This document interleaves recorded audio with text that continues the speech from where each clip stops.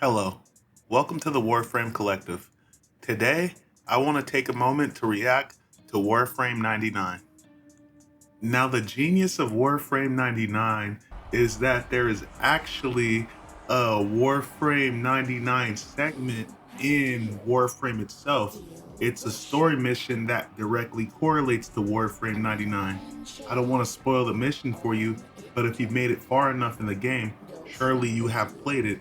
It has a dope Nine Inch Nails soundtrack where you're playing as Arthur and you're mowing down a fuck ton of infested.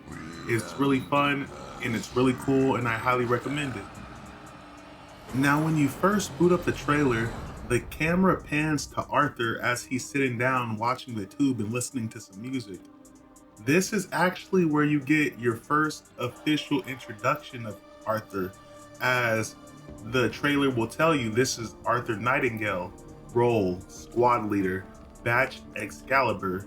So, as you're playing through the game, Excalibur is the Warframe that directly correlates to Arthur, but I'm sure you figured that out just by looking. Now, the interesting thing about this sequence is at a certain point, Arthur's hand just goes all crazy, like his hand is sentient and it starts typing on a computer. And I wonder if that has anything to do with the fact that he is also Excalibur. I wonder if that has something to do with the fact that he may not have complete control yet or something. I don't know, but I'm excited to see. At one point, Arthur walks into the arcade and you see this dude who's moving around hella fast between all the arcade machines like he's goddamn Quicksilver from the X-Men.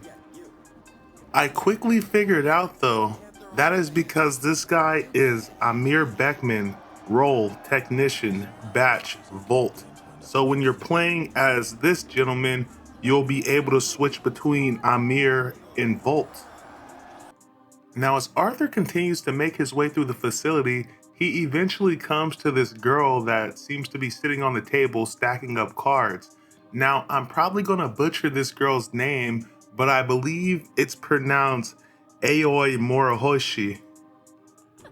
Aoi's role is logistics, and her batch is Mag. So when you're playing as Aoi, you should be able to switch between her as well as Mag. And hopefully there's some cool customization for Aoi because my Mag looks fucking spectacular. So hopefully Aoi has cool customization to match that. But at the very least, her character model looks really good.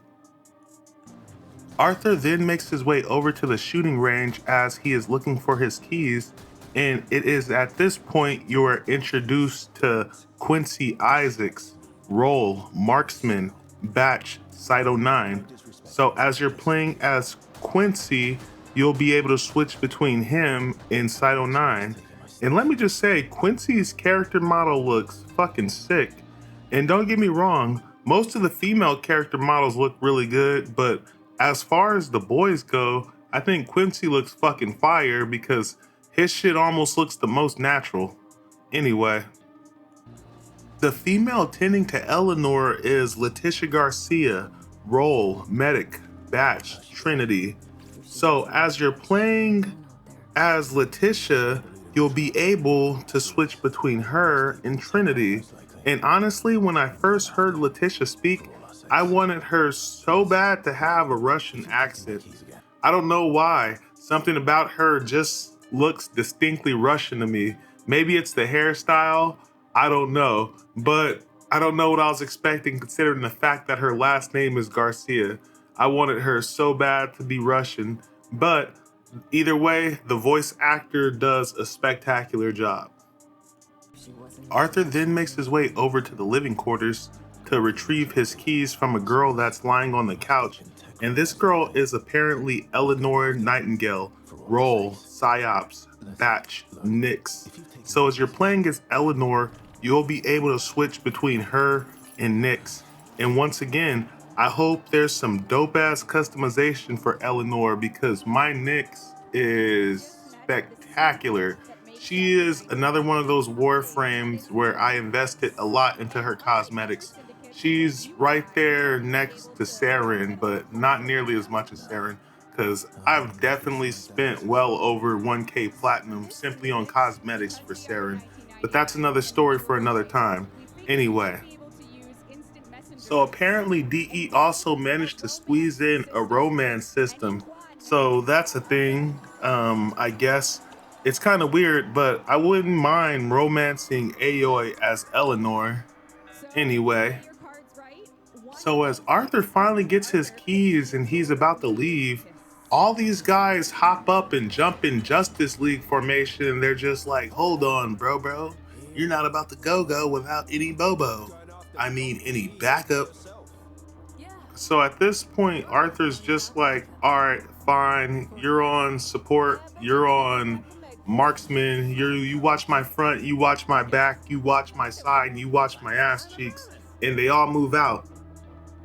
Now, I don't know if in actual gameplay you can have a 6-man lobby with 6 different players controlling each one of the story characters. I don't suspect you can. I suspect it'll probably be normal 4-man instances, but a man can dream. So our heroes hop on motorcycles and they all move out, with Amir just running hella fast because he's Volt. And this whole sequence is fucking cool. You see Arthur riding through the city, hitting a fuck ton of jumps and fucking riding his motorcycle through a sign and shit.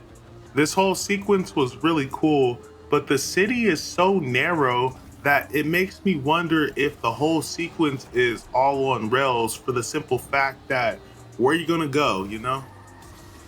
So as our protagonist is rolling through the city, he eventually runs into the new enemy faction.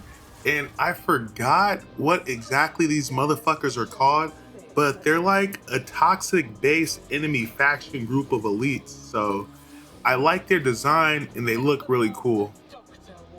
As you're dealing with these guys, you also run into Nikki Rusalka, who is the general and commander of this group of elites. And her design is fucking cool. Yes, I'll take more of her, please, because she has one of the coolest female designs in Warframe 99. So I really enjoyed our interaction with her. And during the whole sequence where you're fighting her goons, she makes a little snarky remark like, ashamed, we could have been allies. Now that would have been sick if you could actually ally with her, but I know DE would never do that because there'd be too many players crossing over to the dark side. Anyway, as you make your way to the heart of this area, DE makes a remark saying this area is called Holovania, and they wanted to express the importance of the fact that at any point during this quest, any Warframe player could summon their very own Atomic Cycle. So yeah, you can summon your Atomic Cycle. And one thing that I found really cool is as they're riding the Atomic Cycle through the city, once they reach the group of enemies, they just crash the motorcycle into them like fucking Neo from The Matrix Reloaded.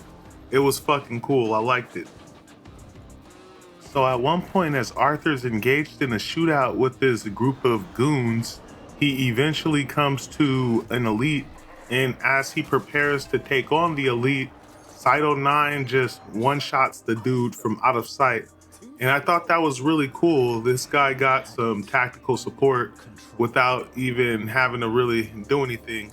I don't know if that's a common thing while you're playing, to where if you're reloading or some shit, or if, I don't know, you're unaware, your allies will just provide tactical support from the rooftops or whatever the fuck. Either way, the whole sequence is pretty cool. As Arthur makes his way deeper into the city, he gets a call from the Major, and she's telling him not to worry because by this time next year, all you slugs will be gone. And so what does the Major do? She calls in a fucking tank for us to fight. So Arthur is fighting this tank, and it looks like this tank is immune for a good portion of the battle. But although the tank is immune, it would appear that Arthur's bullets are still staggering the tank. So that's one thing that's worth noting.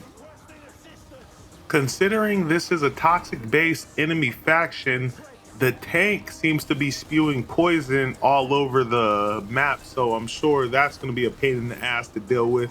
Constantly taking toxic damage while you're trying to deal with these assholes. Arthur does eventually manage to take down the tank, and he basically does a finisher on the tank by jumping on top of the tank and shooting the tank with its own turret that's mounted on the top of the tank. So the tank ends up exploding, and as the tank explodes, it opens up this underground basin sort of area. Arthur wakes up a little concussed from the explosion, and he wakes up looking a Kavat in the face, and it turns out this is the same Kavat that belongs to the Mistress Man. So as the man in black disappears into a cloud of abyss, Arthur goes in hot pursuit, pursuing the man through the tech rot.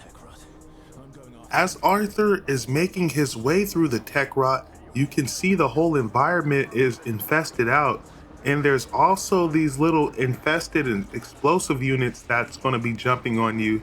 And upon further inspection, these other infested units appear to be Voxelaris. And I guess that makes sense considering the fact that this is tech rot and Voxelaris is a tech-based unit. As Arthur makes his way deeper into the tech rot, Amir advises him that there's a terminal that has some kind of fucking solarium worm on it or some shit, but basically this worm will allow him to control some of the tech rot if he completes the minigame. So Arthur rocks up to this terminal and starts playing a little mini game of Snake.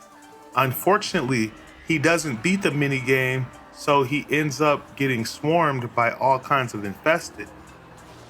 After Arthur dispatches the infested, he makes his way deeper into the tech rot until he comes to this terminal. As he comes to this terminal, he starts having another one of those fits. Now, before Arthur can completely lose control, one of those big ass Entrati worms fucking busts through the goddamn wall and he pukes up a Excalibur unit. Now at this point, Arthur and the Excalibur unit both draw blades to see which one of them has that monster call. And they go at it, and the screen fades to black. Now when the screen pops back up, you're back in Tenno form and you're on your railjack doing some railjack shit. So be prepared for that, because I know there's a lot of players that don't really care for railjack. It's worth having a decent railjack to begin with just in case. And the last thing the trailer showcases is the new Gemini skin, where all the characters featured in the Warframe 99 trailer will have an active Gemini skin that allows them to switch between the character form and the corresponding Warframe. So at any point during your gameplay, you can switch between Excalibur and Arthur, or you can switch between Eleanor and Nyx, or you can switch between Mag and Aoi, etc., etc. And that's pretty much the end of the trailer. And one thing I will say is the way they integrated Warframe 99 into the game, it was way better received than Soulframe, and I really enjoyed the Warframe 99 trailer and the content that we got. Anyway, guys, that's going to do it for me. Thank you for watching. Likes, comments, subscribes will all be appreciated. The best thing you can do for me at this point is just to have a beautiful day. Thank you guys so much. Peace.